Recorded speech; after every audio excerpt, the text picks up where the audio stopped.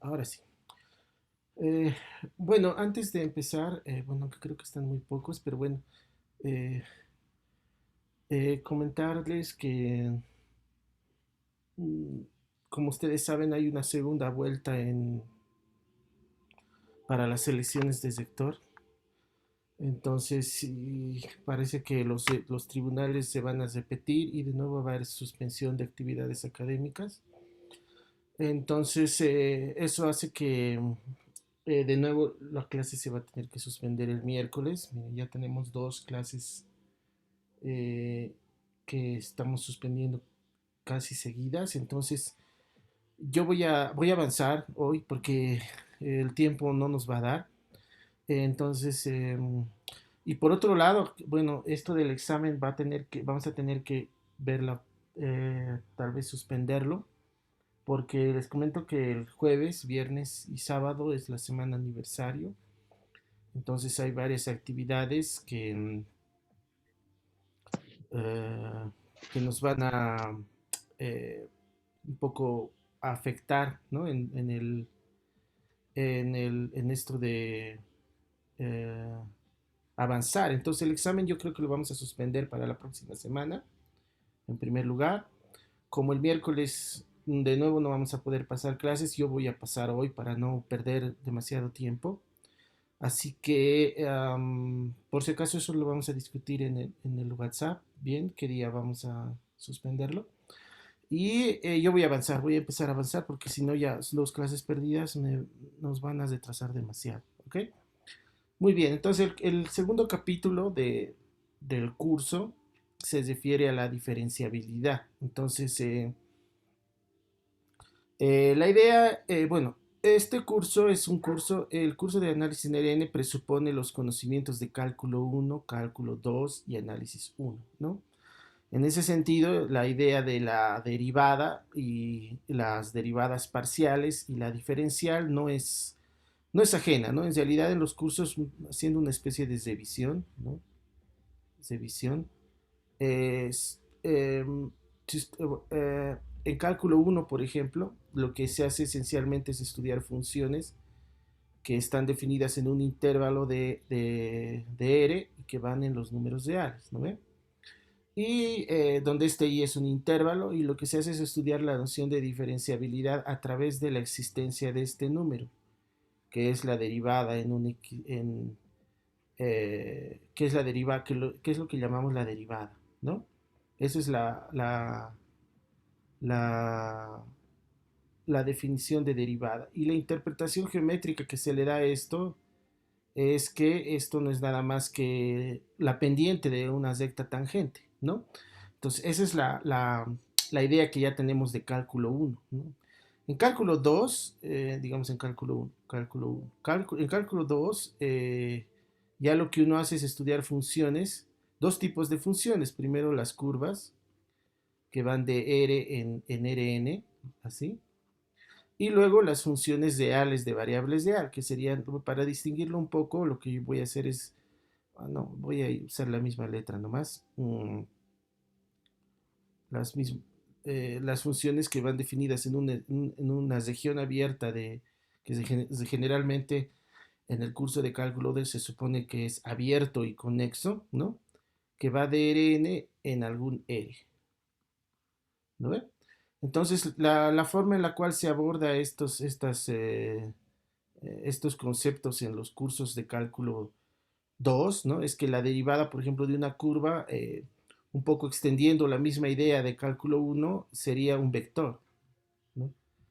Que se lo define de esta misma, se lo calcula de esta misma forma, pero esencialmente ahora uno se fija en sus funciones coordenadas, que ahora van a aparecer n funciones coordenadas, ¿no? Y para esas n funciones coordenadas, la derivada se reduce al final de cuentas a las derivadas de las coordenadas, ¿no? F sub 1 de x sub 0, ¿no? F sub 2 prima de x sub 0 y así sucesivamente, ¿no? Esa es la idea de f sub n prima de x sub 0, ¿no? Entonces esa era la manera en la cual nosotros abordábamos la derivada en cálculo 2 de lo que en esa época se llaman curvas, ¿no? Y la interpretación es muy semejante a esto, tiene que ver de nuevo con la recta tangente, pero esta vez de la trayectoria, ¿no?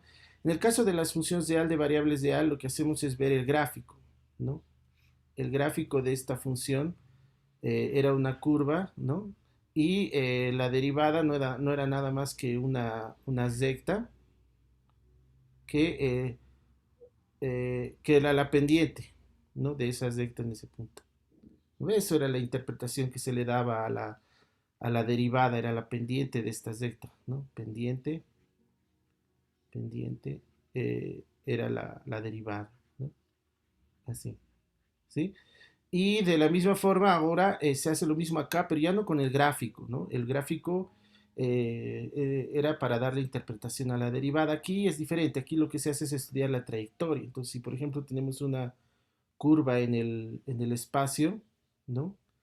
Y formamos ahí una, digamos así, algo así como una curva, así, ¿no? Y esta es su trayectoria, es decir, lo que aquí se estudia ahora son eh, los puntos parametrizados por el t, que sería como el parámetro, ¿no? Entonces este es el vector f de t, ¿no? Entonces, con esta idea, es decir, ahora considerando la trayectoria, en cálculo 2 la derivada no es nada más que tiene que ver de nuevo con la recta tangente, ¿sí? Solo que ahora con la dirección de la recta tangente, ¿no? Es decir, lo que uno considera ahora es el vector, un vector tangente, que sería este, ¿no?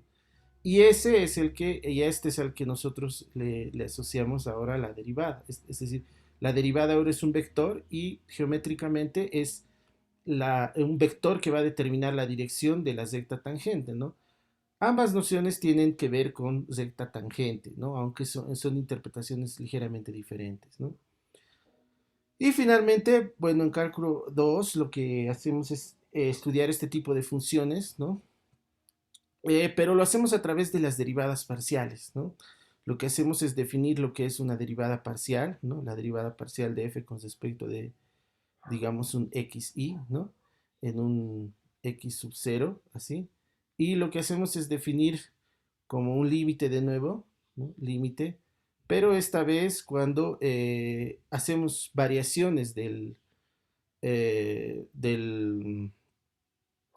cuando hacemos una variación de la función en la yésima coordenada, solamente manteniendo todas las demás fijas, ¿no? Entonces, eso se lo puede escribir de esta manera, f de x sub 0, que es un vector, más t veces ei, ¿no? Donde ei es el vector de la base canónica, el iésimo vector de la base canónica sobre f de x sub 0, ¿no?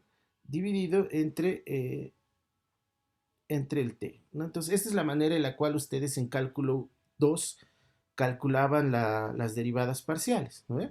Y a partir de las derivadas parciales, ¿no? Por ejemplo, comenzaban ya a analizar lo que era la regularidad de esta función y hablábamos de la diferencial, ¿no? La diferencial, para nosotros, a partir de estas derivadas parciales, ¿no? Definíamos la diferencial de f en un x sub 0, si ustedes se acuerdan, ¿no? En un h, como siendo esta sumatoria, ¿no? Eh, digamos, i igual a 1 hasta n, ¿no? De las derivadas parciales, ¿no? En el x sub 0 por el h sub i, la iésima coordenada del h, donde el h es un vector de coordenadas h1 hasta hn, ¿no? Entonces, esto era lo que intuitivamente hacíamos en cálculo 2. Ustedes lo han hecho en cálculo 2 y probablemente le han dado más énfasis al n igual a 2 y 3, ¿no? Entonces, aunque probablemente también lo han hecho en un contexto más general, ¿sí? Geométricamente, la idea de esto es que esta función que está aquí, la diferencial, ¿no? Lo que hace es definir una especie de transformación lineal, ¿no? Y si cumplía una cierta propiedad eh, que determinaba las propiedades de esta, o sea, si se cumplía esta condición, ¿no? O sea, definíamos como f es derivable o diferenciable, ¿no? Diferenciable en, en un x sub 0, sí, solo sí. Lo que tenía que cumplirse era que este eh, límite cuando h tiende a 0, ¿ya? Es una de las maneras, ¿no? De la de eh, f de x sub 0 más h menos f de x sub 0, ¿no? Menos este diferencial que le hemos definido aquí, menos la diferencial de f en x sub 0 de h, todo esto dividido por eh, el módulo de h, ¿sí? Es igual a 0. Entonces, así se definía la diferenciabilidad en el cálculo 2, ¿no? ¿Se acuerdan?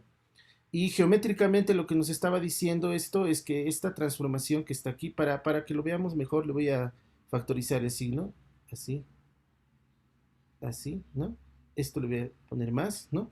Esto define lo que sería una aplicación afín, A de H, ¿ya?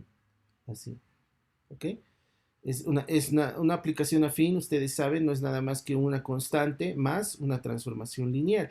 Esto, ustedes saben que define una transformación lineal. Entonces, lo que nos está diciendo esto, si ustedes se acuerdan de cálculo 2, es que esta transformación afín es la mejor aproximación lineal al f, ¿no? Alrededor de x sub 0, ¿no? Entonces, la aplicación h, que a cada h le asigna esto de aquí, f de x sub 0, que es una transformación afín, más la diferencial de f en x sub 0 h, ¿no? Es la mejor aproximación lineal,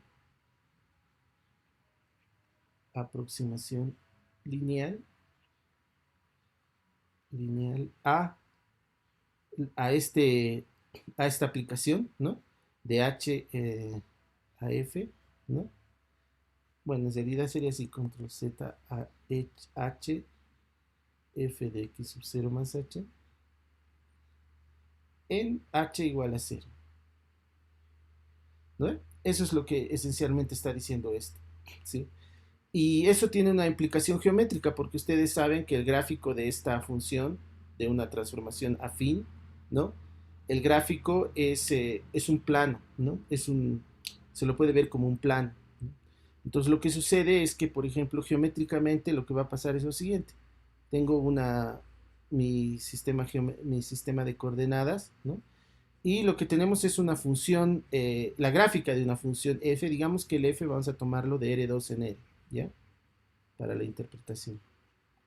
Entonces lo que ustedes tienen es una función así, más o menos, una superficie, más o menos así. Bueno, voy a visualizarlo en este punto, ahí digamos, y ahí está su x sub 0, ¿ok? Y ahí está la altura, ¿no? Que sería el f de x sub 0. Esta es la gráfica de esta función, ¿no? Entonces, ¿qué nos está diciendo esto? Que una función es diferenciable cuando esta transformación lineal es la mejor aproximación lineal de primer orden. Me he olvidado aquí de primer orden, ¿no? Aproximación lineal de primer orden tiene que ver con este que aquí que está elevado a la 1, ¿no? De primer orden, ¿no? Así. Y que es tangente, ¿no? Entonces lo que me está diciendo es que la gráfica de esta aplicación afín, lo que va a ser, lo voy a hacer con otro color, va a ser una especie de plano, que lo voy a hacer así más o menos, eh, así, así, más o menos así, ¿sí? Entonces imagínense que tengo la superficie de mi aplicación, que es esta, voy a dibujar un poquito más para que se vea la profundidad, más o menos así sería la gráfica, y algo así, ¿no? ¿Sí? Y lo que sucede es que en este punto aquí sub 0 tengo la gráfica de la función, ¿sí? Que es la que he dibujado ahora, ¿no? Y esta de aquí que está en verde es nada más que la gráfica de esta aplicación, ¿no? La aplicación ADH, que está definida a partir de la diferencial, ¿no? Entonces, la interpretación geométrica es de nuevo tangencial, ¿no? Es la tiene que ver con el plano, o sea, la derivada lo que va a hacer es generar una transformación lineal, las derivadas parciales, perdón, una transformación lineal que se llama diferencial, y a partir de ella tenemos esta interpretación geométrica de la diferenciabilidad, ¿no? Que está, lo que, este hecho de que sea tangencial es lo que está en realidad diciéndonos esta condición, ¿no? Entonces, esto es lo que generalmente, bueno, lo que hacíamos en cálculo uno, ¿sí? En cálculo uno, cálculo 2, ¿no? Uh, eh, y era una visión muy, lo que se llamaría coordenada, ¿no? Porque para poder definir la diferencial nos basamos esencialmente en las derivadas parciales, ¿no? Y las derivadas parciales las definimos a partir de una base canónica, ¿no? Es decir, tomamos las direcciones canónicas y ahí analizamos la variación que hay en esa dirección manteniendo todas las demás constantes, ¿no? Entonces depende mucho de las coordenadas, ¿sí? Entonces, ese es un aspecto, ¿no? Ahora, además que esta transformación que está aquí también define un otro elemento que se confunde con la derivada también muchas veces, que es el del gradiente, ¿no? Cuando uno ya tiene todas las derivadas parciales y tiene esta transformación lineal, eh, aparece el gradiente de f en x sub 0, que no es nada más que el vector de derivadas parciales, ¿no? Entonces, muchas veces se confunde la noción de curva con la de función por culpa de este vector, ¿no? Que, como ustedes saben, tiene una interpretación también eh, geométrica, ¿no? Que tiene que ver con, con las direcciones de crecimiento, ¿no? Pero eso ustedes ya lo saben, ¿no? Entonces, lo que nosotros vamos a hacer, el objetivo de esta parte es tratar el caso más general, ¿no? Primero, en primera instancia de funciones, pero ahora que están definidos en DRN, en RM, es decir, donde los dos espacios son de dimensiones diferentes, mayores a uno en general, ¿no? Y tenemos que asegurarnos de que esta noción aglutine a estas nociones que ustedes ya han estudiado eh, en cálculo 2, ¿no? De hecho, en cálculo 2 también se toma esta noción de este tipo de funciones, solo que se las deduce a sus coordenadas, porque recuerden que en este caso nuestra función ahora va a definir a su vez m coordenadas, ¿no? f sub 1 de x, solo que estas m coordenadas son funciones como esta, ¿no? Como esta que está aquí, ¿no? f sub 1, f sub 2, así, hasta f sub m de x, así, ¿no? Entonces, cada una de estas, en este caso f sub i, ¿no? Son funciones de nuevo definidas en u, pero son del tipo de funciones anterior. En N.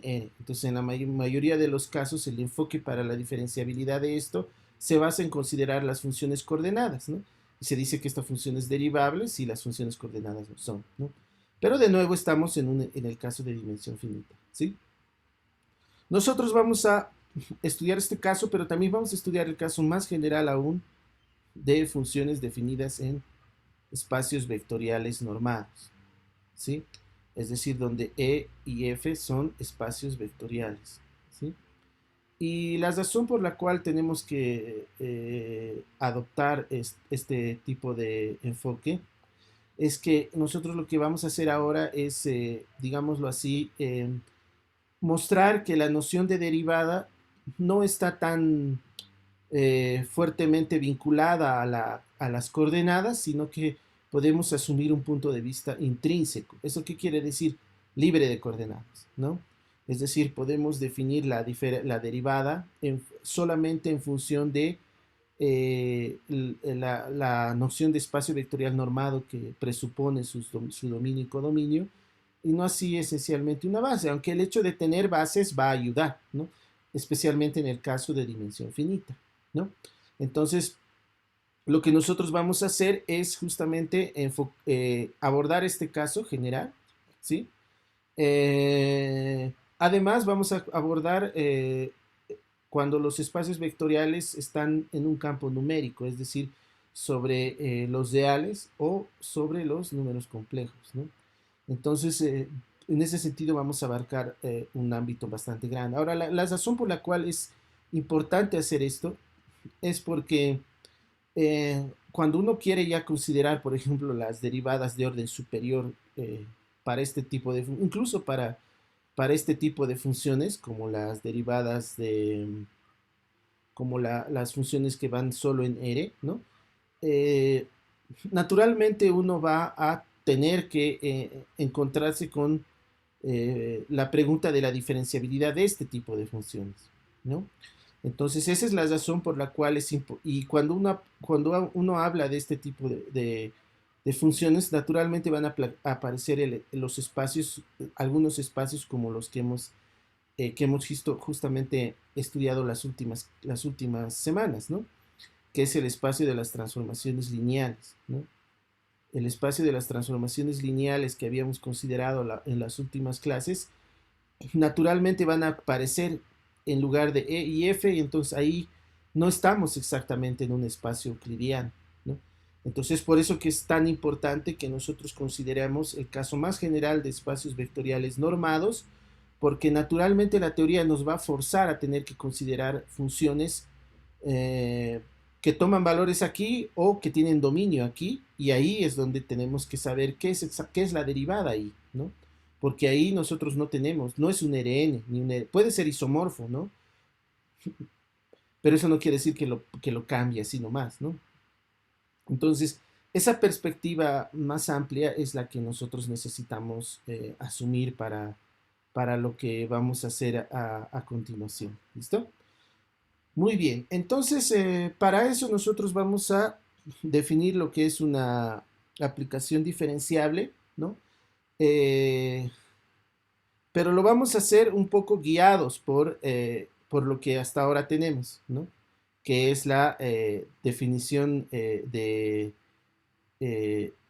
de diferenciabilidad que hemos ido asumiendo desde cálculo uno, ¿no? Es decir, esas nociones tienen que ser derivadas de esta que vamos a considerar, ¿no? ¿Ok? Muy bien, entonces vamos a empezar con una definición. Y la definición la vamos a esencialmente tomar esta de aquí, que es la diferenciabilidad de Rn en R, que es la que ustedes conocen de cálculo 2, ¿no?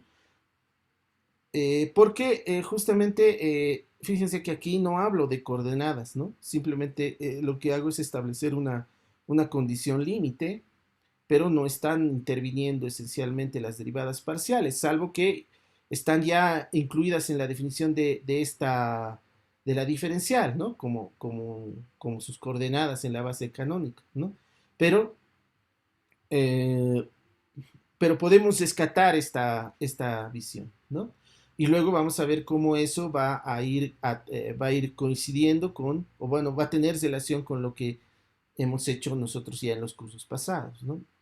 Entonces vamos a considerar dos espacios vectoriales, sean E, F, espacios vectoriales normados, ¿sí? Eh, normados, ¿no? Ya saben, sobre K, bueno, no voy a escribir eso, pero es sobre un campo numérico, ¿ya?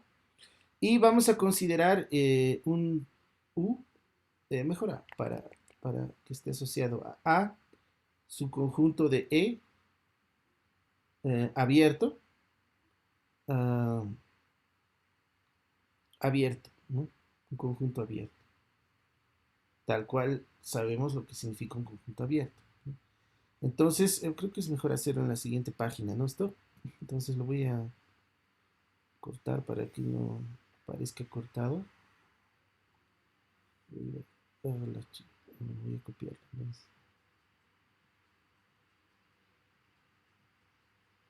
Copiar y lo vamos a colocar aquí. Ya. Muy bien, entonces esto vamos a tomar sea espacio vectorial normado, ¿no? Sobre un abierto, ¿no? Y esto lo voy a pasar. Ya. Ok, entonces vamos a comenzar con dos espacios vectoriales normados y un abierto. Entonces, una aplicación, vamos a decir que eh, una, una función, una función f, ¿no? F que está definida en este conjunto abierto, que está contenido en E, en F, es, vamos a decir que es, bueno, es diferenciable, vamos a adoptar la terminología diferenciable, aunque esencialmente es lo mismo que derivable, así que no hay tanto drama en eso, ¿no? Es diferenciable en un x sub 0 que pertenece a, o un x mejor, para manejar directamente sin tanto subida, un x que pertenece a, así, ¿no?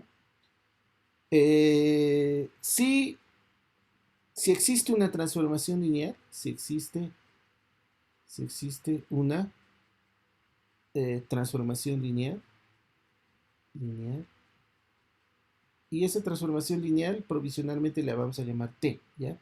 Que va a ir de E en F, ¿sí? Tal que se cumple esta condición, tal que podemos escribir F de X, F de X más H, ¿no? Es decir, la variación, una pequeña perturbación en el dominio es igual a F de X, la vamos a aproximar con una transformación lineal, perdón, con una transformación lineal, más T por H, la puedo escribir así, más un R de H, así, ¿no? Donde, donde este R de H, donde el límite, cuando H tiende a 0, de R de H sobre el módulo de H es igual a 0. Esta es la definición que vamos bueno, es una de las versiones de la definición que vamos a tomar como definición de aplicación diferencial. ¿Ok? Entonces vamos a decir que es una aplicación entre definida en un abierto de un espacio vectorial normado en otro. Es diferenciable en un X si puedo escribir f de x más h como f de x más algo lineal más un zesto, ¿sí? Eso es lo que se le llama un zesto, ¿sí? Y este zesto cumple esta propiedad, y esta propiedad es lo que se denomina, es un infinitésimo de primer orden, ¿no? Es un zesto infinitesimal de primer orden, ¿sí? Entonces lo que nos está diciendo esencialmente esto es que la diferencia entre esta expresión y, bueno, lo voy a decir de esta manera, la diferencia entre esta expresión y esta expresión, ¿no? Es un infinitésimo de orden, de primer orden, en este sentido, ¿sí?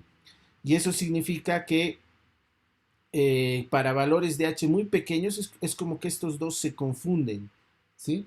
Son casi iguales, esencialmente, eso es lo que dice, ¿no? Que es más o menos lo que se puede ver en este gráfico, ¿no? El valor que tenemos, o sea, el valor de la función, es el consojo, cerca de él, digamos aquí, que sería el x sub 0 más h, ¿no? Muy cercano al valor en el plano, ¿no? La diferencia esta diferencia que está aquí entre estos dos, es lo que llamaríamos el R de H entre estos dos, ¿sí? O sea, si hacen un corte ahí, ustedes van a ver más o menos de esta manera, van a ver un corte, ahí está la curva, ¿no? Aquí está el corte de la curva, ¿no? Aquí está el x sub 0, más o menos, ¿no? Y lo que está diciendo es que aquí la diferencia entre estos dos, cuando estamos en el x sub 0 más h, es muy pequeño, ¿no? Pero, ¿cuán pequeño? ¿No? Eso es lo importante. Este es el R de H. Ahí, ¿no? ¿Cuán pequeña? Pues no es cualquier pequeñez, ¿no? Es una pequeñez infinitesimal de primer orden. Eso es lo que está diciendo esto, ¿no? Lo que tienen que aquí ahora es, lo que ustedes tienen que hacer aquí es reflexionar, más que todo, entender cabalmente qué es esto, ¿no? Y para eso uno tiene que saber qué significa límites, ¿no? Cuando nosotros tenemos un cociente, por ejemplo, entre dos números que me da cero, ¿qué me está diciendo de los dos números? ¿No? Este de aquí, por ejemplo, ya se está yendo a cero, ¿no? Entonces, y este RDH igual se va a ir a cero, ¿sí? Porque si ustedes esto lo llevan digamos que el F es continua por un momento, esto se va a hacer cero, esto es una transformación cero, ¿no? Entonces esto se va a ir a cero. Entonces, ¿qué significa que dos funciones que se están yendo a cero en el numerador y en el denominador tome cero, ¿no? Ok. ¿Qué es lo que está pasando ahí para que suceda algo así? Porque si ustedes agarran, por ejemplo, una función arriba h y abajo h, esto arriba, si toman el límite cuando h tiende a cero, así, ¿no? Fíjense que los dos están yendo a cero, el de arriba y el de abajo, ¿no? Entonces, si le aplico el límite al numerador y al denominador, arriba tengo cero, abajo tengo cero. Pero haciendo operaciones, el límite de esto me da 1, no va a cero, ¿no? Y si nosotros tomamos ahora arriba h, digamos, y abajo h cuadrado, perdón, arriba h cuadrado y abajo h, igual el de arriba se va a hacer, ¿no ve? Límite cuando h tiende a cero. Y el de abajo también se va a hacer. Pero cuando sacamos el límite, esto me va a dar límite cuando h tiende a cero de h. Y esto me va a dar cero, ¿no? Entonces tengo que... ¿qué me está diciendo esto? ¿No? Me está diciendo que si bien los dos se están anulando, se están yendo a cero, el de arriba se está haciendo chiquito más rápido. Porque para que esto se vaya a cero, este cociente tiene que hacerse cada vez más y más chiquito. Y eso solo va a pasar si el de arriba se hace eh, más rápidamente pequeño que el de abajo, porque los dos se están haciendo cero. ¿Se dan cuenta? Entonces, la interpretación que tiene un cociente que se hace cero es que el numerador se hace cero más rápido que el h. ¿Se dan cuenta? En cambio, si hagas, por ejemplo, h y h cuadrado, ¿qué va a pasar aquí? Igual, los dos están yendo a cero en el límite. Cuando h tiende a cero, el de arriba se hace cero, el de abajo también se hace cero. Pero el detalle es que aquí al sacar el límite, este h me va a quedar simplemente el límite de 1 sobre h cuando h tiende a cero, ¿no? Y si tomamos positivo, ¿no? ¿Qué está pasando aquí? Esto va a ser infinito. ¿Se dan cuenta? Entonces ahí ya no nos interesa como acá, ¿no? En cambio aquí sí, aquí sucede algo que podemos observar, ¿no? El límite cuando h tiende a cero de un cociente se va a hacer cero cuando el de arriba se hace cero más rápido que el de abajo. Entonces eso es lo que aquí tienen que leer, aquí, ¿no? Lo que nos está diciendo es que el resto, ¿sí?, se hace chiquito más rápido que este de aquí, ¿sí? Es decir, que si este es, por ejemplo, 0.1, este tiene que ser 0.001, digamos, ¿no? Si este es 0.0001, este tiene que ser 0.0000 más ceros que 1. Y así, mientras más chiquito es este tiene que ser muchísimo más chiquito para garantizar que este cociente se haga cero, ¿ok? Entonces, así es como uno tiene que entender esta condición. ¿Listo? Muy bien. Entonces, esto es entonces lo que sería la definición, ¿no? Ahora, esta definición yo la puedo escribir de formas equivalentes. De hecho, si ustedes agarran los libros, van a encontrar no esta, sino probablemente otras, ¿no? Y otras formas equivalentes en las que van a encontrar equivalentemente, eh, van a encontrar la diferenciabilidad como que existe, o sea, lo común que van a tener todas las definiciones es que la existencia de una transformación lineal, ¿sí? Pero la diferencia es en la forma en la cual expresan esta condición, ¿no? Esta es una, ¿no? Y otra es, equivalentemente, la escriben de esta manera. Fíjense que lo que pueden hacer es, este RDH lo despejan de aquí, ¿no? Y lo sustituyen aquí. Entonces, cuando hacen eso, ustedes van a tener esta forma equivalente, límite, cuando h tiende a cero, ¿no? De,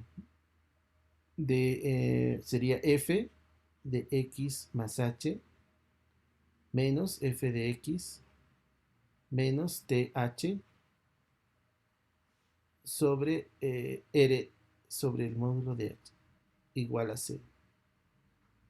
¿Listo? Entonces, esta es otra manera en la cual yo puedo escribir todo esto que está aquí.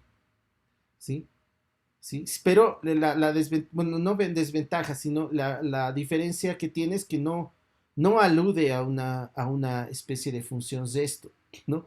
Aunque igual se la puede deducir de aquí, en el sentido de que esta parte de la expresión, si yo lo factorizo el signo, así, esto ya define una aplicación afín, la aplicación que va en h en f de x más th. Esto es lo que se denomina una aplicación afín, ¿no? ¿Ok? Entonces lo que nos está diciendo es que la diferencia entre f de x más h y esta aplicación afín es más pequeña es un infinitésimo de primer orden, ¿no? Es decir, esto es mucho más pequeño que esto en el infinito, ¿no? Entonces, pero fíjense que es equivalente. Lo único que he hecho es despejar RDH, solo que aquí no alude al RDH como función, ¿no? En cambio aquí sí, y generalmente se le asocia a lo que sería la función, el ESOR, ¿no? Entre la afín, porque aquí de nuevo aparece la aplicación afín, ¿no? AH. ¿Sí? ¿Ok? Pero esta está más cerca de esta definición que es la que teníamos en cálculo 2, ¿no? Que tenía que ver la diferenciabilidad, se la definía en términos de la diferencial que era construida a partir de las derivadas parciales, ¿no? Entonces, está más próxima de esa que tenemos ahí. Y también podemos escribirla de esta otra manera, tanto el primero como el segundo, en algunos textos lo van a encontrar así, f de y, ¿no? Igual a f de x, ¿no? El primero, digamos, más t de eh, de y menos x, aplicada en y menos x, ¿no? donde, donde el límite, ahora va a ser así, límite cuando y tiende a x, ¿no? Perdón, me estoy olvidando desde esto, más un de esto, ¿no? Que va a depender de y menos x, ¿no? Así, donde, y aquí la condición del límite sería el límite cuando y tiende a x de este r de y menos x, r de y menos x sobre el módulo de y menos x es igual a 0. En realidad lo único que he hecho es llamarle a h y menos x, ¿no? O perdón, al llamarle a este y nada más, o sea, hacer un cambio de variable como que este le estoy llamando y nada más, ¿no? Y hago un cambio de variable, entonces tengo exactamente lo mismo. Entonces lo puedo ver de esta manera, con esta condición, lo puedo ver de esta otra manera, ¿no? Y esta de aquí también lo puedo ver de una tercera forma, de esta manera, límite cuando h tiende a 0, ¿no? Oh, perdón, límite cuando y tiende a x, que es relacionado con el anterior, ¿no? De f de y menos f de x menos t de y menos x. Todo esto sobre el módulo de y menos x igual a 0, ¿no? Entonces son tres formas equivalentes en las cuales yo puedo expresar esto que he escrito aquí arriba, ¿no? Esta que está aquí. Y si ustedes revisan los libros que les he pasado, algunos toman este como el Lima, otros toman este como el Spivak, ¿no? Y otros toman este como el libro de Nashville, ¿no? El libro de Nashville.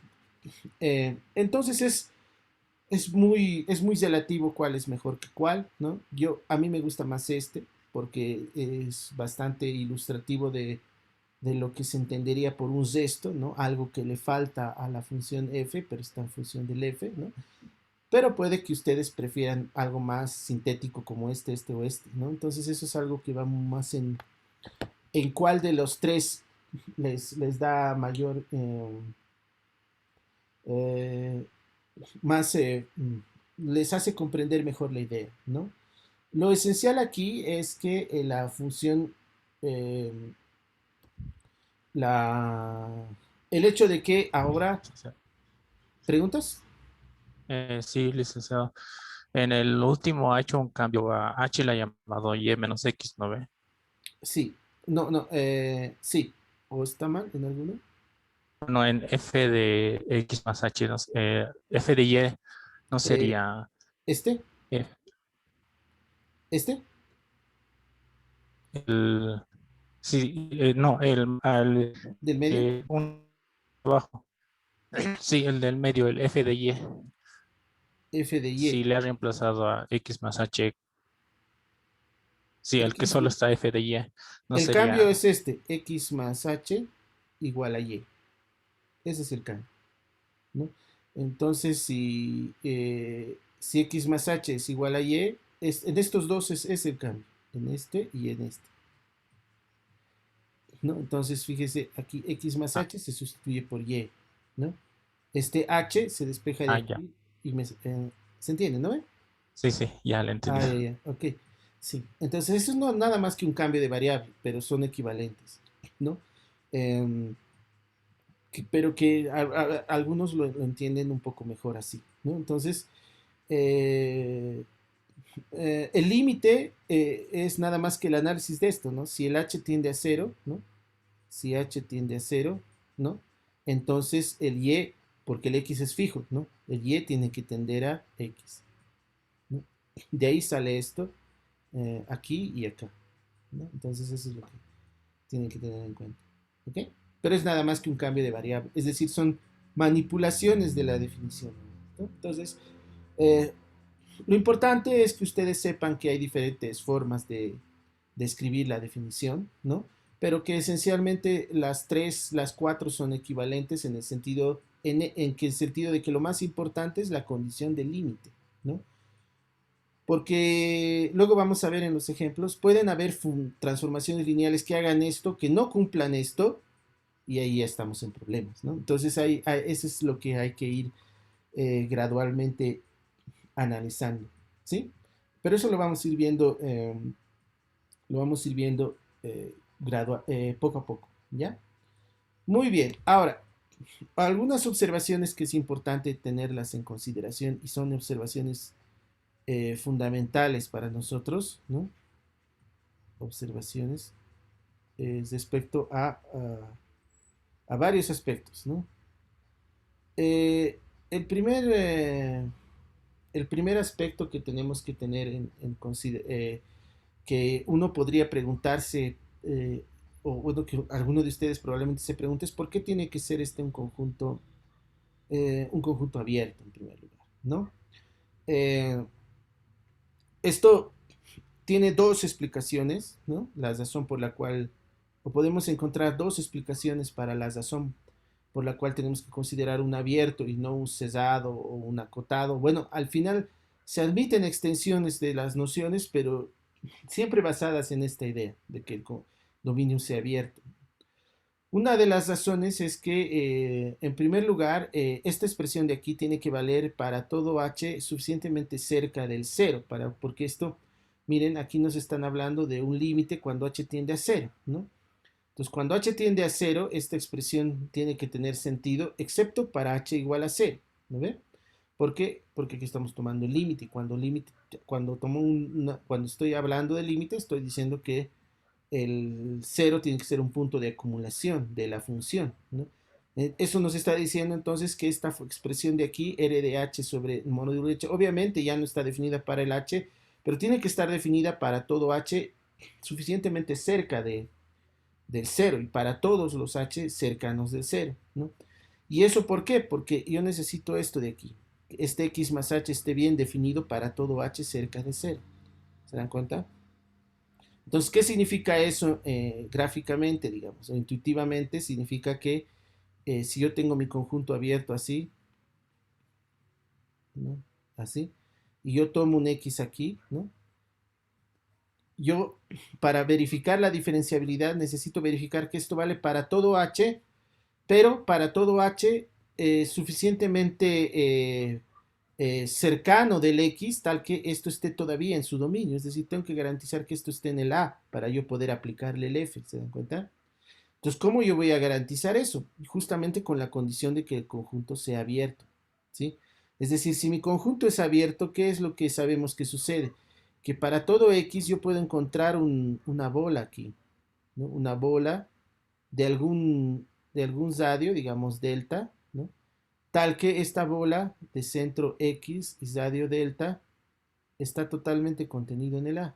¿Lo ve?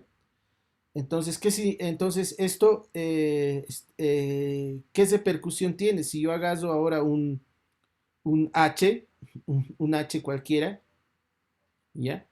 Y le sumo al X, X más H, yo necesito que el X más H esté dentro de la para yo poder aplicarle el F, porque yo le tengo que aplicar el F, ¿no? Si no está dentro de la, ¿cómo le voy a aplicar F? No puedo, no, se sale del dominio. Entonces yo necesito que el X más H esté en el A. Para hacer eso, es suficiente que yo garantice que el X más H esté en esta bola, ¿no? Entonces, ¿qué significa? Que si yo tomo valor, el módulo del H menor que delta, ¿no? Es decir, este es el H, ¿no? Ahí. Este es el vector H, ahí, ¿no? Entonces, ¿qué va a pasar? ¿No? Entonces, si mi vector H es menor que delta, este de aquí, ¿no? El X más H, que es este vector de aquí, el X más H, que es este punto de aquí, ¿cómo va a ser? ¿No? Entonces, entonces, ¿qué pasa con el X más H? ¿No? Entonces, para el X más H, yo tengo que ver la distancia del X más H al centro, que es X, ¿cuánto es? ¿No? Entonces, haciendo operaciones, esto me da H, ¿no? Y ¿esto qué me está diciendo? Que el X más H, esto es, pero por hipótesis el módulo de H es menor que delta, entonces esto va a ser menor que delta.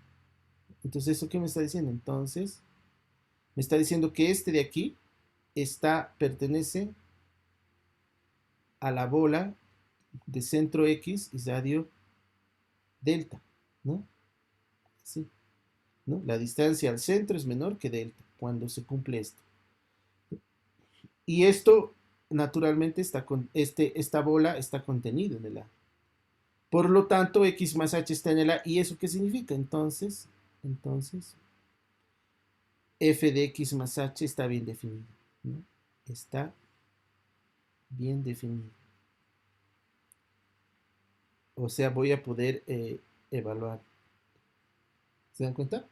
Entonces, la condición de ser abierto me garantiza que para un delta apropiado, f de x más h está bien definida para la norma de h menor que delta, ¿no? Es decir, para vectores muy chiquititos, al menos, esto va a estar bien definido y eso significa que esta expresión va a tener sentido. ¿Se dan cuenta? Entonces, esa es una de las razones por las cuales yo pido que sea abierto, ¿no? Otra de las razones que hace que sea tan necesario que el conjunto sea abierto es cuando nosotros, por ejemplo, consideramos un caso extremo, cuando el A es, por ejemplo, un conjunto, solamente el punto X. ¿No?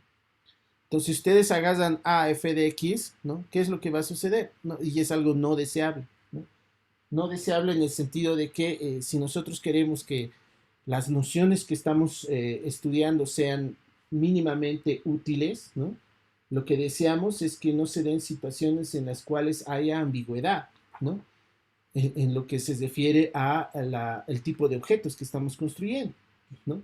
Es decir, lo que esencialmente queremos es que nuestros objetos estén bien definidos y si fuera posible, lo cual no siempre probablemente suceda, y de ser posible que no generen ambigüedad, es decir, no, no, es como si yo hubiera definido la derivada, digamos. Imagínense que yo definí la derivada, ¿no? Y yo dijera la eh, y que por algún motivo esa derivada me dé dos valores diferentes, ¿me entienden? Entonces, si ese es el caso, esa noción de derivada no sería muy útil, ¿no? Y es por eso que ustedes, eh, por ejemplo, en los cursos de cálculo 1, se ocupan tanto de asegurarse de que las nociones sean únicas, ¿no? Es decir, eh, que no me generen ambigüedad. Y eso es lo que justamente sucede aquí si, por ejemplo, tomamos este conjunto A, ¿no? Si tomamos este conjunto A, ¿no? Y tomamos una función definida en ese conjunto así extraño, A, D, E, F, A, N, R, ¿no? ¿Qué es lo que va a suceder? Que la condición esta, F de X más H, así, igual a F de X, eh, F de X más T por H, esta condición más R de H, así. Esta condición, y esto, bueno, el límite cuando H tiende a cero, vamos a analizar esta condición sobre el módulo de H igual a cero. Fíjense, ¿qué sucede si tomo este caso extremo?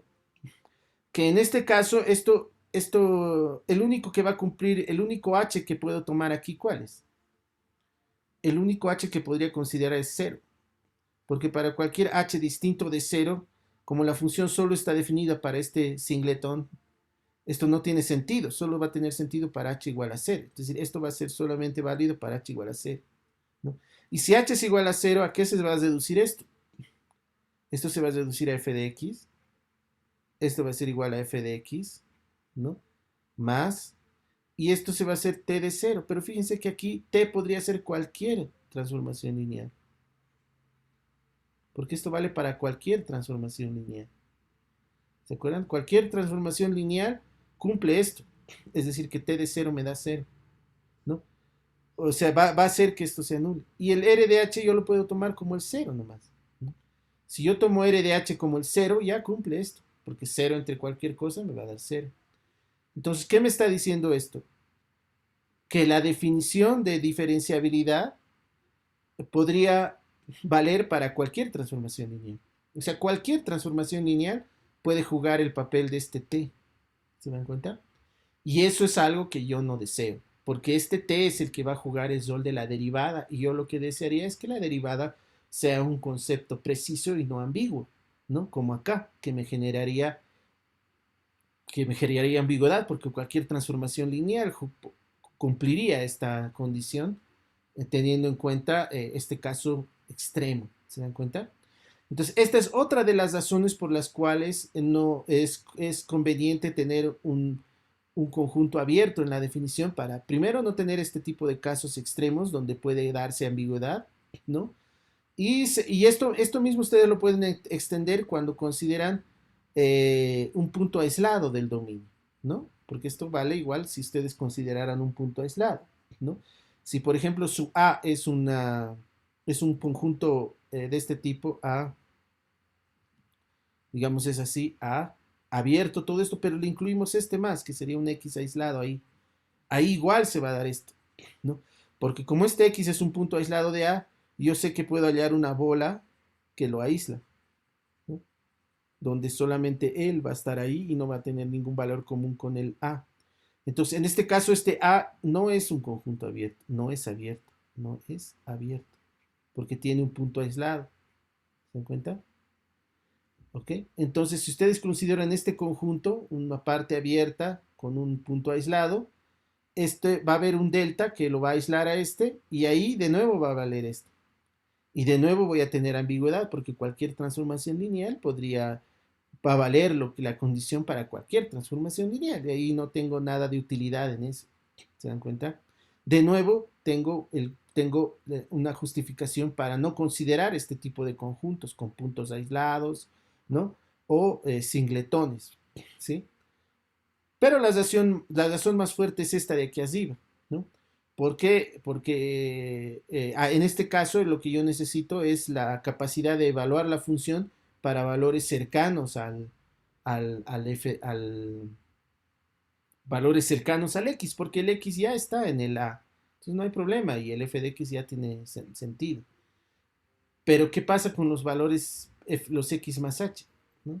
Para que estos estén en a es suficiente para Para que haya suficiente cerca del A, es suficiente que yo tome esta condición de ser conjunto abierto, ¿no? Entonces, es la razón por la cual en cálculo 1 toman intervalos abiertos para la diferenciabilidad, ¿no? Es la razón por la cual en cálculo 2 toman regiones abiertas para la diferenciabilidad, ¿no ve?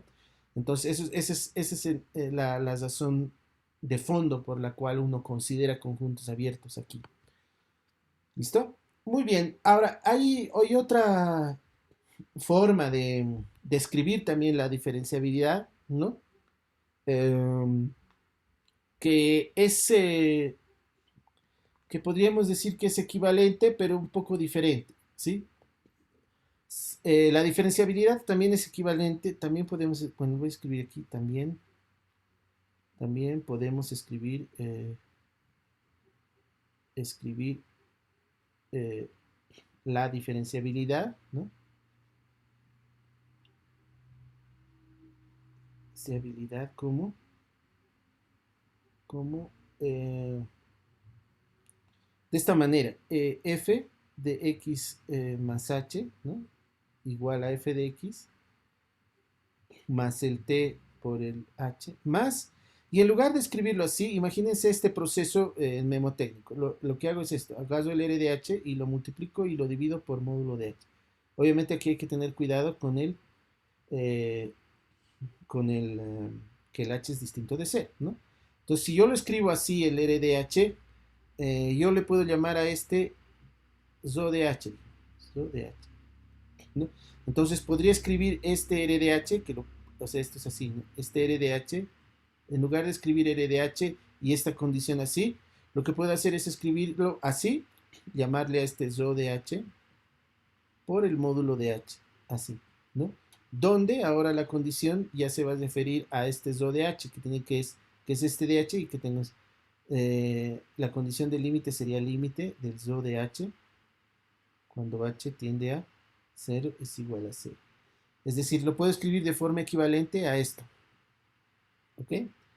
Es más un tema de forma que de fondo, ¿no? En realidad nos va a ayudar, esto especialmente cuando demostremos algunos teoremas, escribirlo así va a resultar un poco más cómodo que manejar estos cocientes todo el tiempo, ¿sí? Lo que hay que tener cuidado es que aquí es que el zo no está definido para h igual a 0, ¿sí? Y eso está bien porque estamos tomando solamente el límite cuando h tiende a 0. Entonces, zo no está definida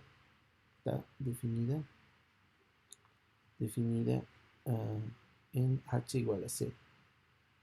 ¿Ok? Esa es la única cuidado que hay que tener. Pero en términos de si es mejor o peor que otro, en realidad no le hace, ¿no? No le va a hacer la menor diferencia cuál es mejor que cuál, pero este es más cómodo en algunas demostraciones para no tener que manipular esos cocientes. ¿Ok? Muy bien, ahora, como les había dicho aquí, la razón por la cual tomábamos que el conjunto tenía que ser abierto es para garantizar que esté bien definida esta suma y por ende esta evaluación esté bien definida, ¿no? Pero también por este otro motivo, que es la que me puede generar ambigüedad, considerar otro tipo de puntos, como un punto de aislado o un singletón, me puede generar ambigüedad en la definición en el sentido de que pueden haber varias transformaciones lineales que cumplan esto, y eso yo no quiero, ¿no? Y eso es justamente lo que sucede cuando consideramos apropiadamente un conjunto abierto y la noción de diferenciabilidad, ¿no? Sucede que si tengo una función que es diferenciable en un x, esta transformación lineal de la que hemos hablado, que tiene que existir, además es única, ¿no? Entonces, la demostración más sencilla de la unicidad es la siguiente. Uno lo que hace es considerar eh, esta expresión. Lo que vamos a hacer es ver el t de h. Vamos a calcular th, ¿sí? Pero lo vamos a calcular de la siguiente manera. Esto suponiendo la diferenciabilidad, ¿no? Esto va a ser igual a, ¿no? Y lo que vamos a hacer es agarrar un t distinto de 0, un número real, ¿no? Y lo que vamos a hacer es esto, vamos a escribirlo esto como, a ver, vamos a ver si da, t de th sobre t. Donde aquí este t es un número real, ¿sí? Entonces, creo que no está muy claro esto. Te lo voy a escribir de una manera un poquito más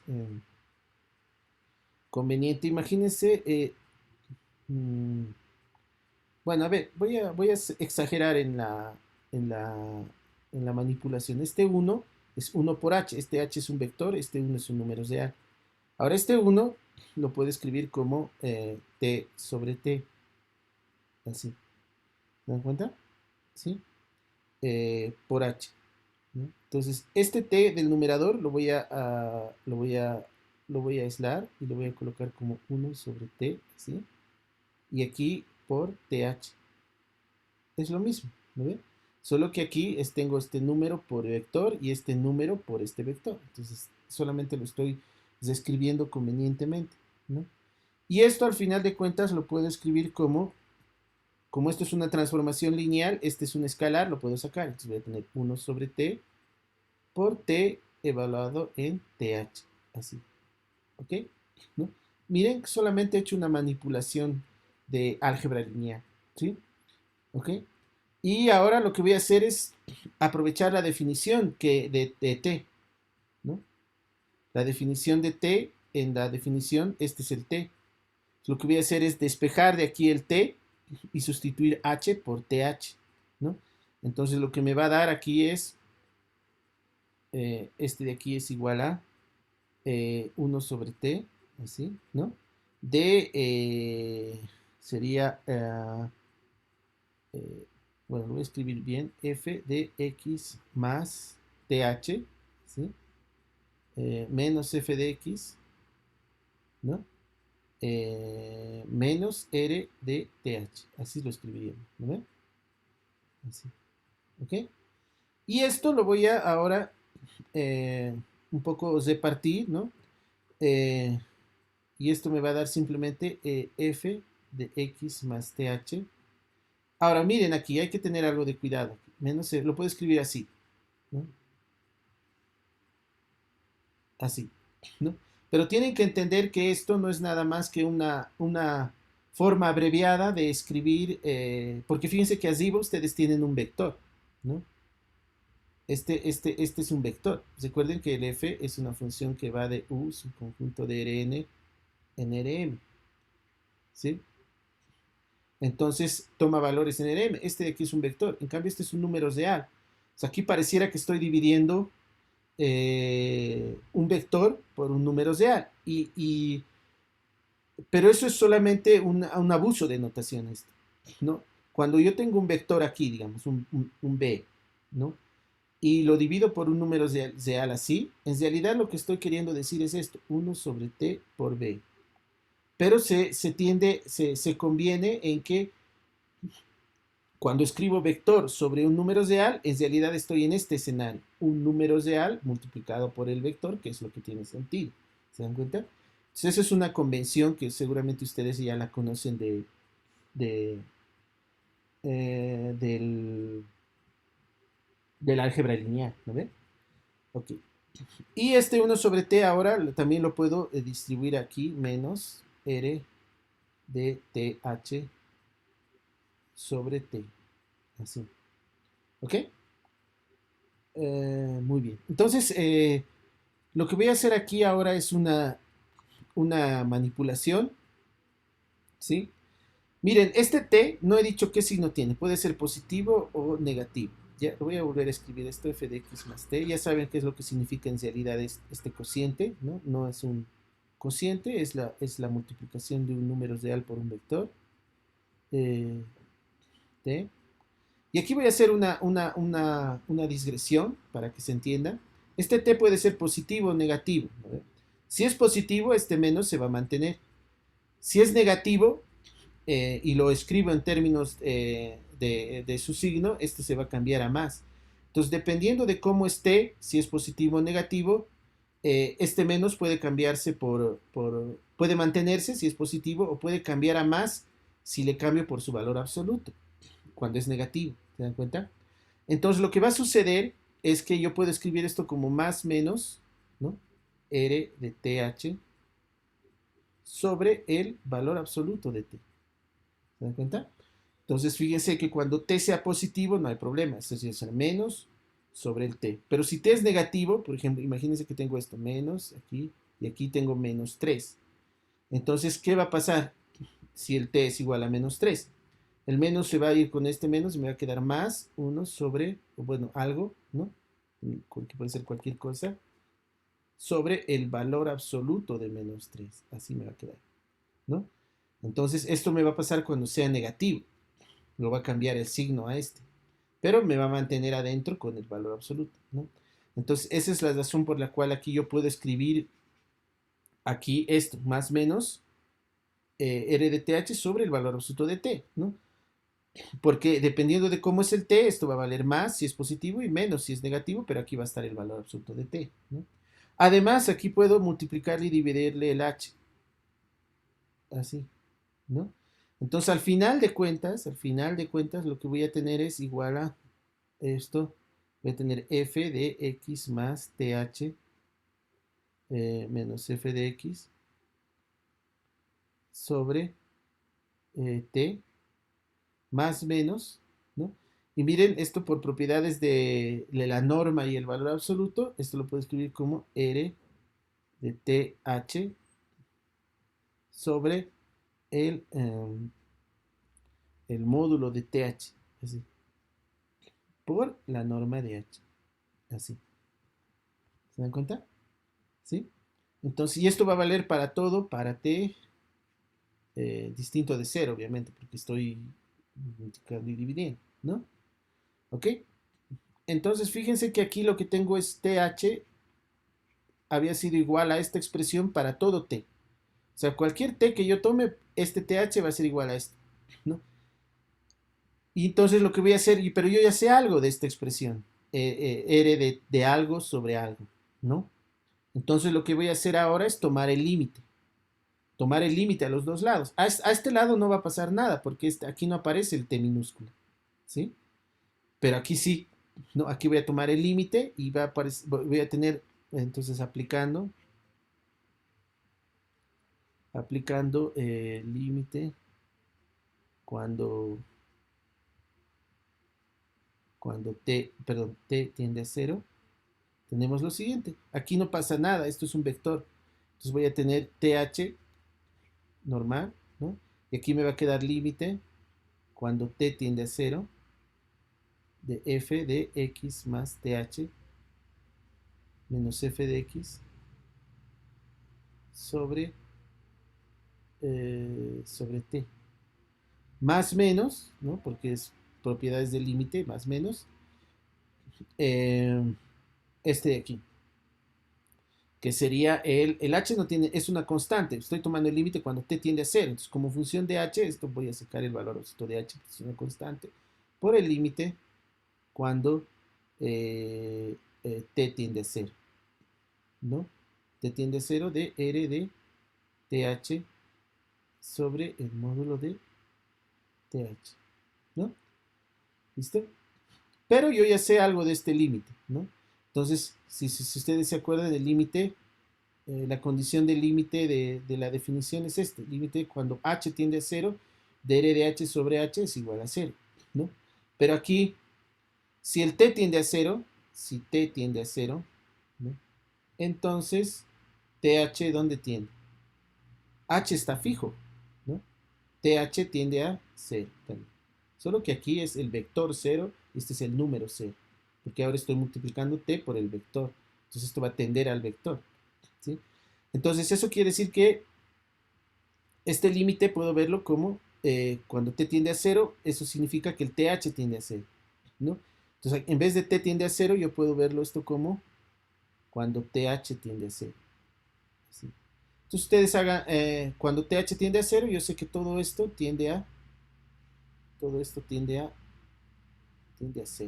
¿no? Y 0 por este me va a dar 0, por lo tanto lo único que me va a quedar así, lo que me va a quedar al final de cuentas es que el t de h había sido igual a el límite cuando h tiende, perdón, cuando t tiende a 0 de f de x más TH menos f de x sobre t. ¿Ok? Y listo. ¿Ok? Entonces con esto, fíjense que esto yo he hecho para cualquier t, si una transformación t cumplía esta condición, ¿no? La condición de diferenciabilidad, es decir, esta.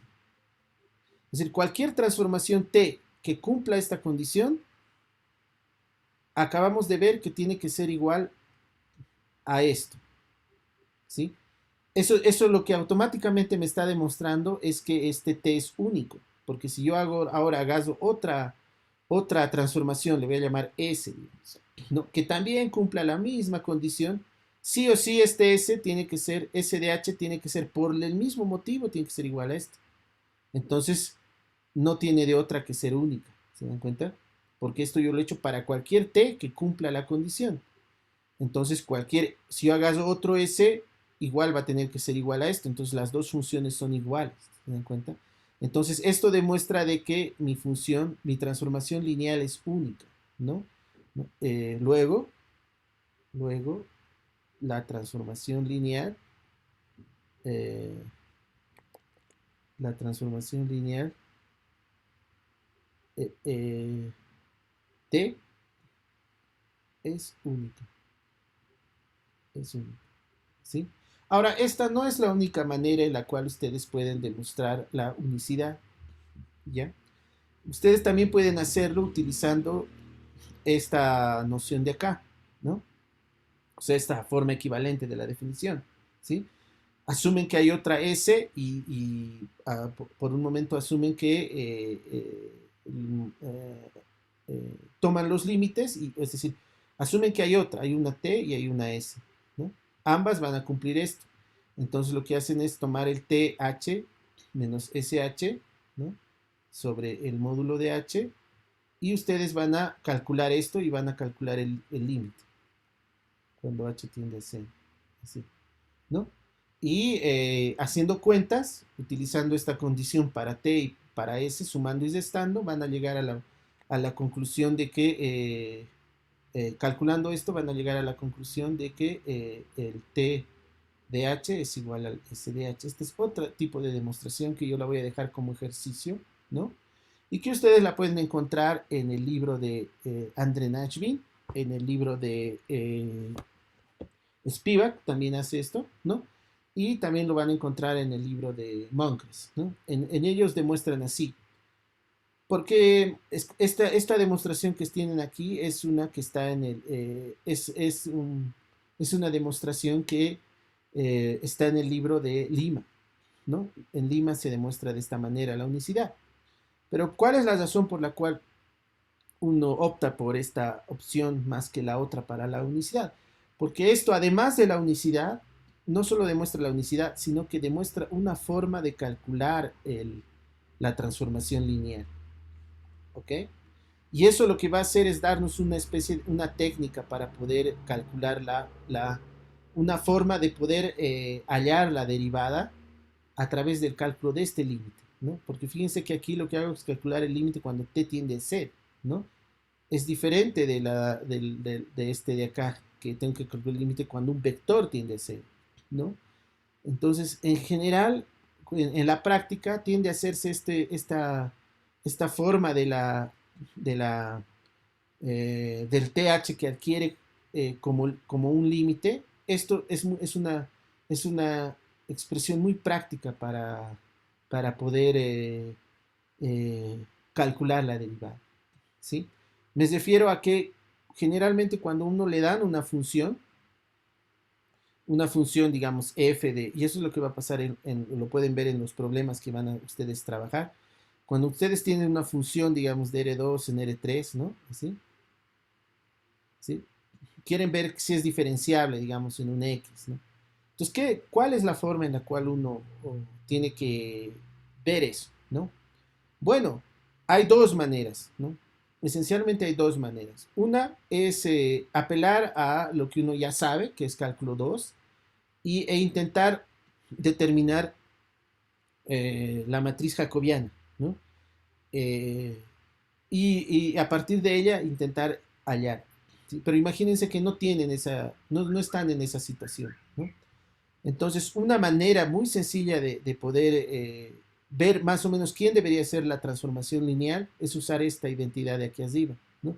Lo que uno hace es calcular el límite. Entonces, lo que hace parte del límite, ¿no? Límite cuando t tiende a cero, ¿no? Así. Y calcula esto, ¿no? Entonces dice f de x más th, ¿sí?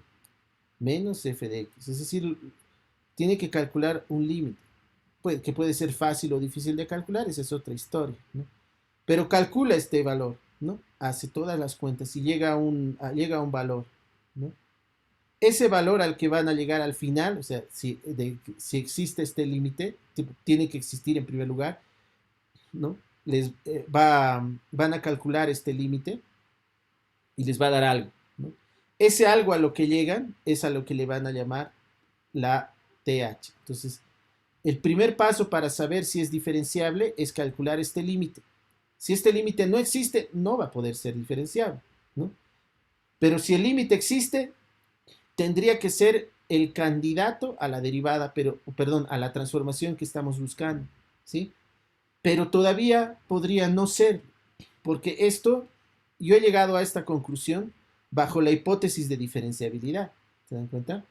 Aquí para esta función yo no sé si es diferenciable todavía. Esto que hago aquí es solamente para saber quién es el candidato a la transformación lineal de la definición de derivada. O sea, esta cuenta de aquí, si existe, me va a decir quién es el candidato. Entonces, lo primero que tengo que hacer es ver si esa función es una transformación lineal, ¿no? Entonces, el primer test es transformación lineal. Translineal. Tiene que ser translineal. Y eso puede o no suceder con esta expresión de aquí. ¿Se dan cuenta? Entonces, al ustedes calcular este límite, llegan aquí y sucede que la expresión que aparece aquí no es transformación lineal. Ah, entonces directamente esto no puede ser una función diferencial. Entonces, primero calcular el límite, llegan a una expresión. Si esa expresión no es lineal respecto de h, entonces directamente se descarta. Ya no es diferenciable en Sx, porque no es transformación lineal. Pero si ustedes ven que es una transformación lineal, todavía no hay que cantar victoria, porque no solamente tengo que ver que haya una transformación lineal que haga eso, ¿no? Sino que tengo que ver que esa transformación lineal cumpla esta condición. Es decir, una vez que ustedes calculan este límite, ustedes obtienen un candidato a la transformación. Entonces tienen que ver si es lineal. Ya, listo. Digamos que cumple que sea transformación lineal. ¿Sí? No han terminado porque tengo que ver la condición de diferenciabilidad. Entonces, una vez que ustedes han determinado que es transformación lineal, ustedes tienen que ver la otra condición. Límite cuando h tiende a 0 de r de h sobre el módulo de h igual a 0. ¿No? Y generalmente este es el paso más, este es el aspecto central de la diferenciabilidad, radica aquí. Porque puede suceder que ustedes calculan este límite y les dé incluso una transformación lineal, ¿sí? Pero sucede que no cumple esto. Entonces, de nuevo, no es diferencial. ¿Se dan cuenta? Entonces, el aspecto crítico para poder hallar la diferencial o la transformación lineal que aplica la definición es, primero, tiene que ser una transformación lineal. Y segundo, tiene que cumplir esta condición. Y esta condición, lamentablemente, sí o sí, ahí ya ustedes tienen que calcular este límite, ¿no? Límite cuando h tiende a 0, ¿no? De f de x más h menos f de x menos th, donde este th es la expresión a la que han llegado calculando este primer límite, ¿no? Sobre el módulo de h. Y esta es la parte, tienen que ver esto, que esto sea igual a 0. Y esta es la parte un poco complicada a veces, ¿no? Calcular este límite generalmente no va a ser tan difícil, ¿sí? ¿Por qué? Porque es un límite cuando t tiende a 0, t es un número real. En cambio, aquí tengo que calcular un límite vectorial, ¿sí? Cuando la variable es vectorial y tiende a 0. Y generalmente este es un problema más difícil. Ustedes Ustedes saben eso, ¿no? Pero esta es la parte crítica, ¿no?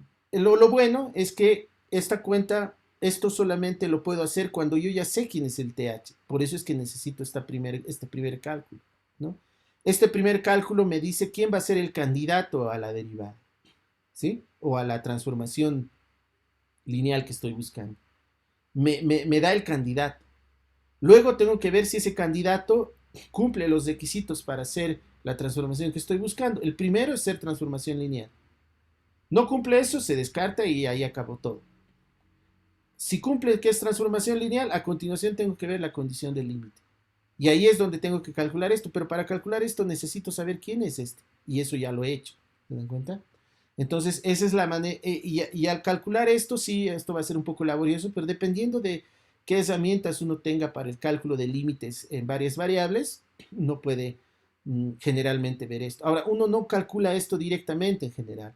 Lo que hace es acotar. Uno lo que hace es llegar a esta conclusión indirectamente. O sea, en la mayoría de las veces lo que van a hacer ustedes no es calcular esto de forma directa, sino lo que van a intentar hacer es acotarlo. Se van a agarrar esta expresión, f de x más h,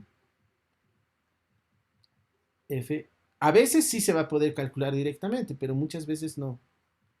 Lo que generalmente se hace es esto, se toma la expresión, así, se lo acota y se lo va sacando desigualdades, ¿no? Porque esto ya es mayor o igual que cero. Se le va sacando desigualdades, desigualdades y se llega a algo que le voy a llamar, digamos, k de h, una función de h, ¿sí? Aplicando desigualdades, propiedades de las funciones. Y aquí es donde se aplica el teorema del sándwich, ¿no? Sucede que esto, tenemos que llegar a algo, pero a algo que estemos seguros que va a converger a cero. Entonces, si esto converge a cero, cuando h tiende a cero, ¿no? Y esto ya sabemos que converge a cero cuando h tiende a cero porque es constante. Entonces, por el teorema del sándwich, ¿no? Sabemos que este de aquí adentro tiene que converger a cero cuando h tiende a cero. ¿Se dan cuenta? ¿Sí? Entonces, ¿eso qué me va a garantizar? Que lo que está adentro va a tener que tender a cero cuando h tiende a cero. ¿Sí? Y eso, y eso acaba el problema, ¿no? Entonces, esto es lo que sería una demostración indirecta de que esto converge, este límite es cero, ¿no? Utilizando las herramientas que tenemos del cálculo de varias variables, que es el teorema del sándwich, desigualdades, propiedades, en fin, ¿sí? Y en el mejor de los, esto es lo que casi siempre se va a hacer. Bueno, la mayoría de las veces se necesita hacer esto para verificar esto de aquí. Pero con suerte, si por ejemplo, las funciones son, digamos, amigables o no son tan complicadas, a veces se puede calcular este límite directamente, ¿no? Entonces, esa es la forma en la cual uno verifica la diferenciabilidad de una función en un x. Primero busca un candidato, calculando este límite. Luego ve si es lineal. Y luego ve si cumple la condición del límite. Y para la condición del límite, con suerte lo va a poder hacer directamente. Y si no hay suerte, lo tiene que hacer acotando las funciones para aplicar alguna propiedad vectorial. ¿Se dan cuenta? ¿Ok? Entonces, eso es algo muy, muy importante que hay que tenerlo en cuenta para esto de la diferenciabilidad, especialmente. Y fíjense que aquí hasta ahora no he hablado nada de bases, ¿no? De dimensión finita. Todo lo que he hecho vale en espacios vectoriales normados, ¿no? Y este es, por decirlo así, el enfoque free coordinates, ¿no? Libre de coordenadas, ¿no? Ahora, bueno, entonces una vez que uno demuestra de que esta función, de que esta transformación es única, cuando la función es diferenciable, es única, ¿no? Entonces le vamos a poner un nombre, ¿no? Y como es única, a esta única función la que le vamos a llamar, eh, eh, la vamos a llamar la derivada o la diferencial, que llamaremos la diferencial o la derivada, ¿no? En realidad son equivalentes. La diferencial de f en x, ¿no? Y la denotaremos y denotamos como eh, bueno, lo voy a escribir inicialmente así, ¿no? Sería extendiendo la notación que tenemos en cálculo 1 y 2 sería f' de x, ¿no? Pero aquí viene un aspecto importante respecto a la notación, ¿no? La notación.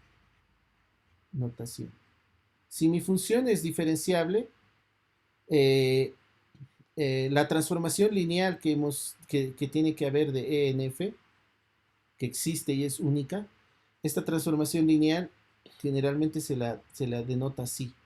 El libro de Lima y Spivak, por ejemplo, adoptan esta notación en todo el texto, ¿no?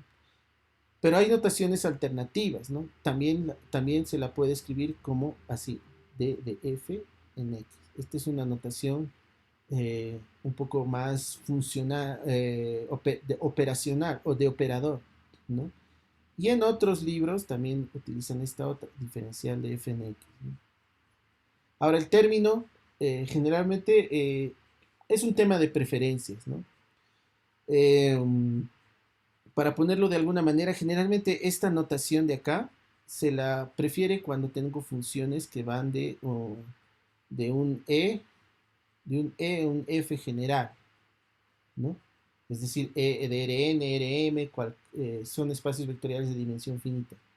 Esta, en cambio, y eso es una convención casi muy extendida, generalmente se utiliza cuando tenemos una función definida en E, pero que toma valores en el campo escalar, que ya sabemos que puede ser igual a los reales o los complejos, ¿no? Ahí, ¿ok? Entonces, es un tema de preferencias, ¿no? En la D mayúscula se la utiliza entre espacios vectoriales y la D minúscula se la utiliza cuando el codominio es R o C. Por eso es que se utilizaba la D minúscula, la notación de diferencial, en cálculo 2. ¿No? En cálculo 2 se utilizaba la D minúscula.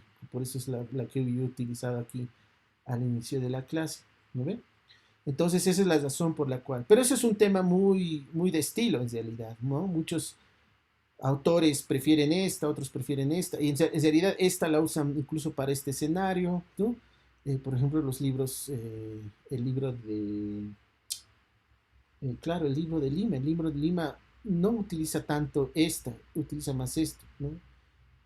¿No? Pero el libro de Spivak ya utiliza esta de aquí definitivamente, más que todo porque el Spivak tiene un punto de vista muy geométrico, entonces quiere hacer la equiparación con la idea geométrica de pendiente o de plano tangente que uno ya tiene de cálculo 1 y cálculo 2, ¿no? Entonces esa es la razón por la cual Spivak prefiere esta notación, Lima prefiere esta otra de aquí, ¿no? Y hay esta otra convención, entonces es muy, muy variado, entonces ustedes tienen que acostumbrarse incluso los físicos, en muchos de los libros de física está esta otra notación para la derivada, ¿no? Así, ¿no? Otro aspecto que hay que tener en cuenta de la derivada es que en muchos, en muchos textos también utilizan una notación un poco más simplificada, f' y el punto lo ponen como subíndice, igual aquí, diferencial de f en x, así, ¿no? O el otro diferencial de f abajo, así, ¿no? Y este igual, diferencial de f, utilizan como subíndice, ¿no? Entonces, eso igual depende mucho del autor, del estilo, del área, en fin, ¿no?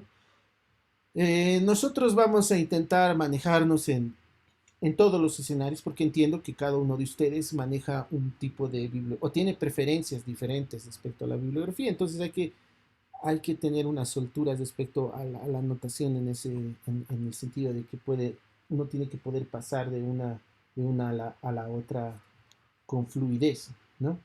Entonces eso es algo muy, muy, muy, muy importante, ¿ya? Ahora, una otra observación que es importante entender y conocer es que más que todo una definición previa, ¿no? Definición, ¿no? Si una función, ¿no? Si, eh, si f, si f de A, no me he dicho, ¿no? De A, su conjunto de E en F, C, perdón, C, CAF, ¿no? Donde ya saben, A es abierto con A abierto, ¿no? Con A abierto, abierto. Vamos a decir que F es diferenciable en todo A, o sea, en todo su dominio, si es diferenciable en cada punto de ese dominio. Entonces, eso es solamente una... F es diferenciable, diferenciable en A, ¿no? Si F es diferenciable, diferenciable en X, en X, en todo X que en X que pertenece a para todo X, para todo X. No escribí así. En X, para todo X, para todo X, X en A. Ahí, ¿no? Entonces, eso significa que una función sea diferenciable en un conjunto A, ¿no? Y eso se puede extender a un abierto y tal, ¿no? ¿Sí? ¿Qué va a suceder? Si una función es diferenciable en todo su dominio, ¿no? Entonces, automáticamente nosotros podemos definir lo que se llama la aplicación derivada, ¿no? La aplicación derivada, la aplicación derivada, que le llamamos derivada, derivado diferencial, ¿no? Derivada, ¿no? Está, se define, se define, se define así, se define como, lo voy a hacer esquemáticamente, ¿ya? A cada elemento del conjunto A va a ser una función que está definida de nuevo en A, pero va a funcionar así, fíjense. Va a tener un conjunto de llegada, pero va a tener esta acción.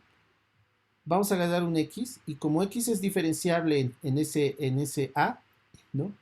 Este X, para este X va a existir la derivada, ¿no? Existe la transformación lineal. Y esa transformación lineal es una transformación lineal de E en F, ¿sí? Entonces, la aplicación derivada lo que va a hacer es agarrar el X y me va a aplicar en la derivada.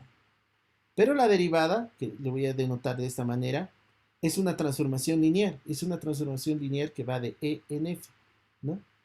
¿Ok? Entonces, agarra un elemento y lo lleva a una transformación lineal. Entonces, el espacio, lo que hacemos es tomar el espacio de las transformaciones lineales que van de E en F. Así. ¿Sí? ¿Ok? Y ahí es donde va a aparecer la derivada, y es lo que vamos a llamar la aplicación derivada.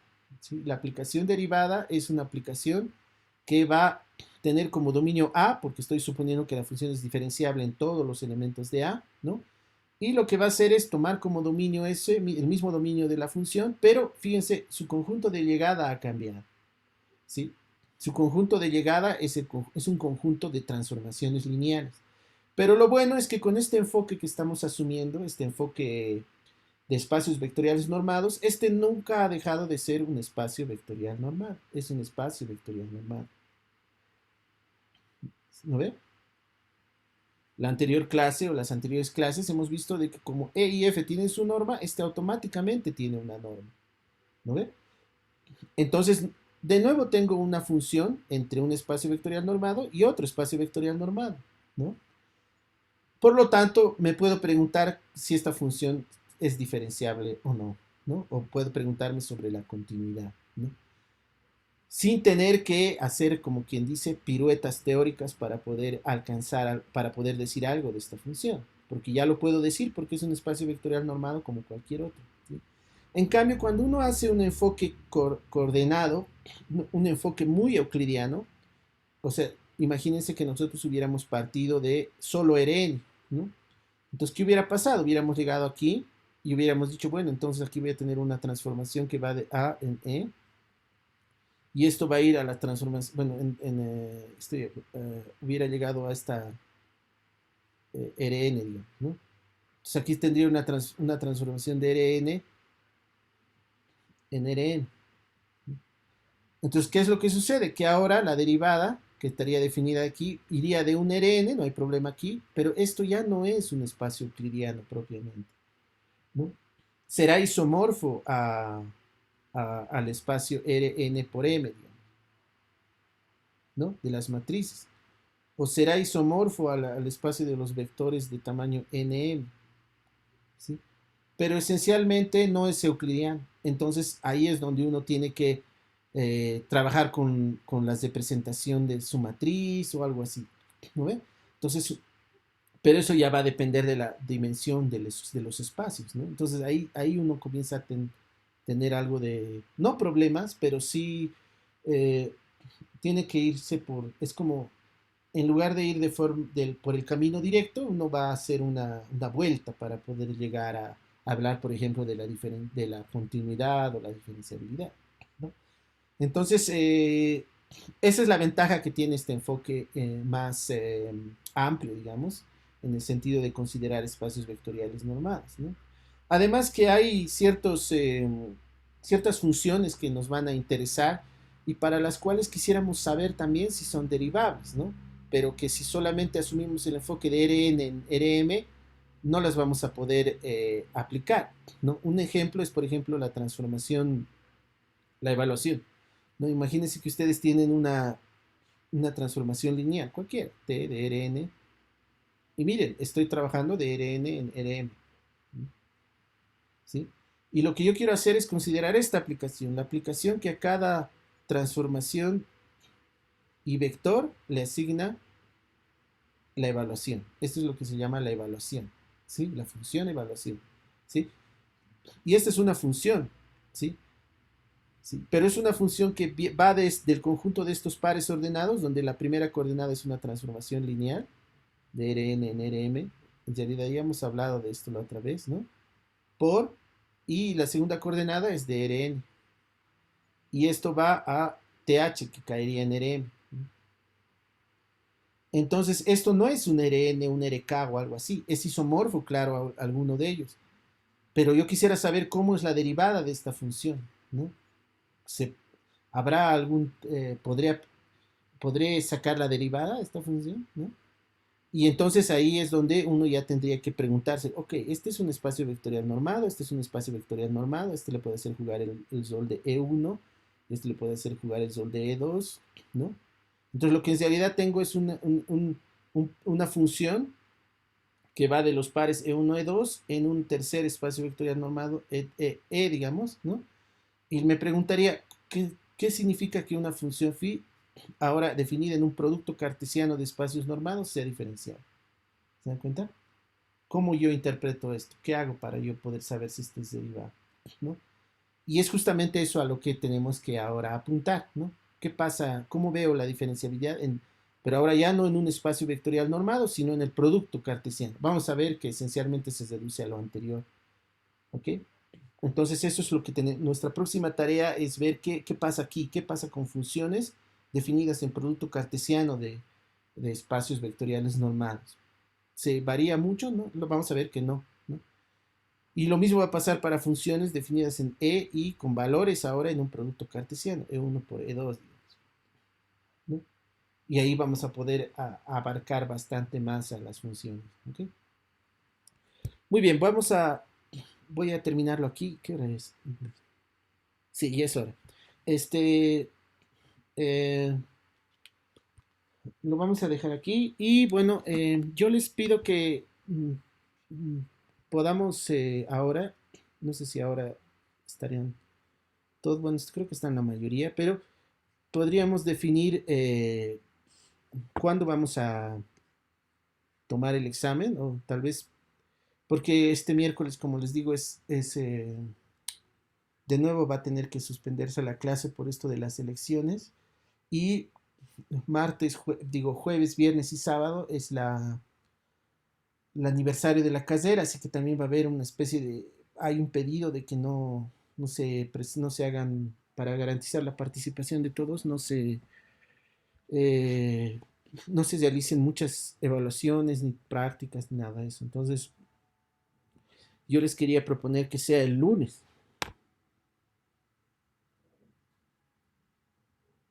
¿Qué opinan? el lunes 19.